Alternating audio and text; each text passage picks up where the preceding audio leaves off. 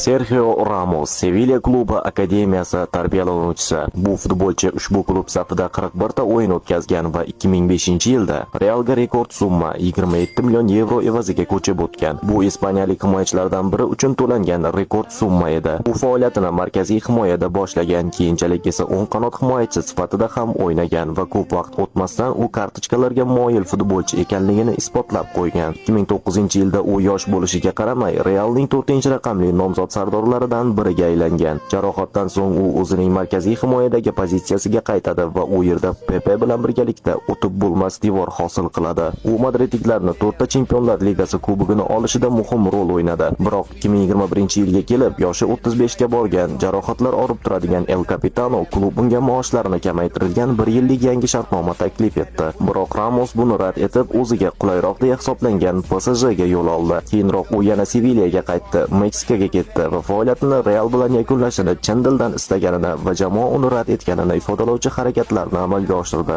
Keyinchalik esa bu masala yuzasidan o'zining yangi qo'shig'ini ham yozdi.